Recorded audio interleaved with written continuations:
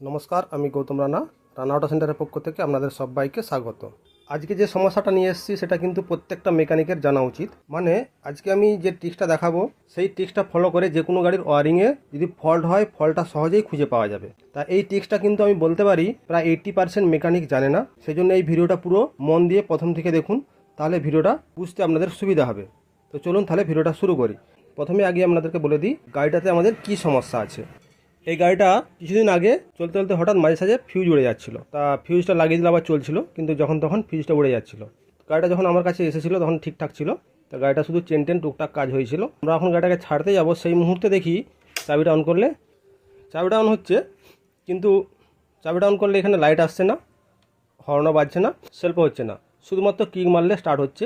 এটার ফিউজ উড়ে গেছে, আমরা দেখেছি। আমরা যখনই ফিউজটা লাগাতে যাচ্ছি তখনই কিন্তু ফিউজটা উড়ে যাচ্ছে। এখানে দেখুন, এখানে 15 অ্যাম্পিয়ার একটা ফিউজ থাকে। তা এই ফিউজটা লাগানো মাত্রই উড়ে যাচ্ছে, মানে লাগিয়ে চাবিটা যদি অন করি সেই মুহূর্তেই ফিউজটা উড়ে যাচ্ছে। আপনাদেরকে ফিউজটা লাগিয়ে একবার দেখাচ্ছি।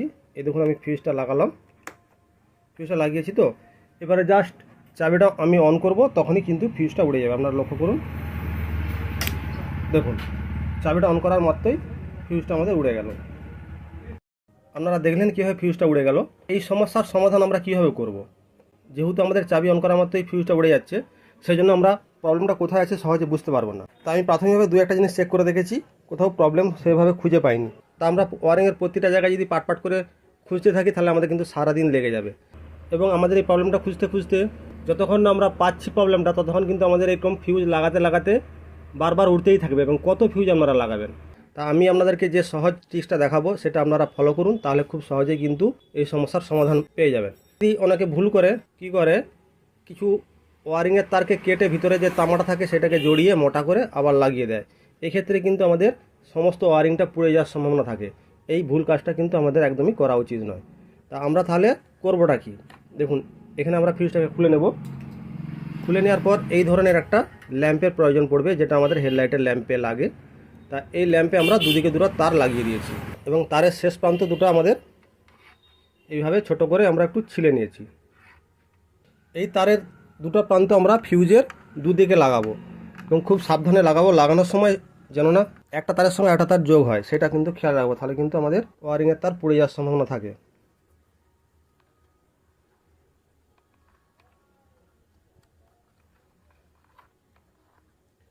এই দেখুন, যেখানে ফিউজ লাগে দুদিকে আমরা দুটো তার লাগিয়ে নিয়েছি, এবং ওই তারের সঙ্গে আমাদের হেডলাইটের ল্যাম্পটা কানেক্ট আছে। এরপর যদি আমরা চাবিটা অন করি তাহলে দেখবেন হেডলাইটটা জ্বলছে। তাই এটা জ্বলার কারণ কোথাও তার ফল্ট হয়ে, অর্থাৎ পজিটিভ তারটা আমাদের গ্রাউন্ডের সঙ্গে লেগে আছে, সেই জন্যই জ্বলছে।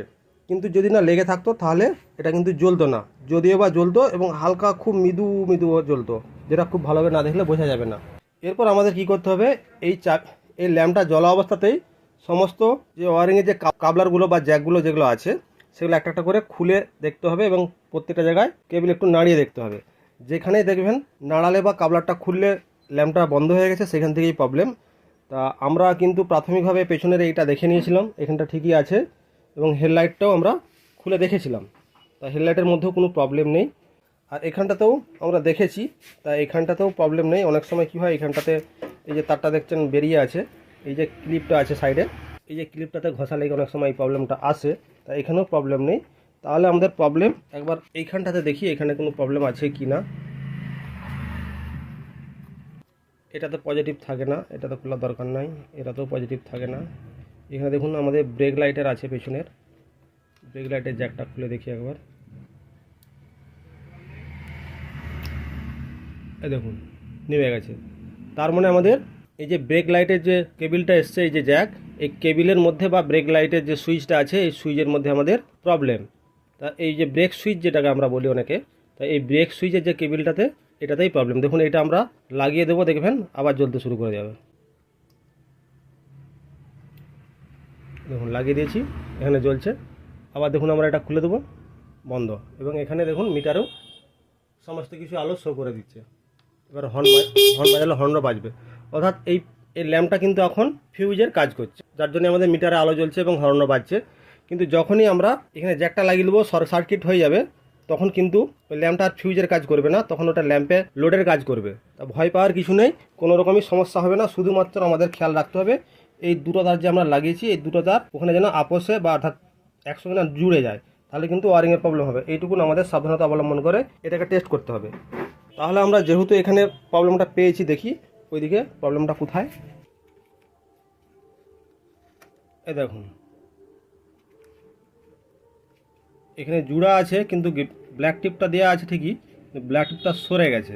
ব্ল্যাক টিপটা ভালো মতো আঠা থাকে না বলে হয়তো জল টল লেগে কোনো কারণবশত এটা সরে গেছে, যার জন্যই এই সমস্যাটা হচ্ছিল। মানে এই তারটা আমাদের গিয়ে বডিতে লেগেছিল, যার ফলেই এই সমস্যাটা হচ্ছে।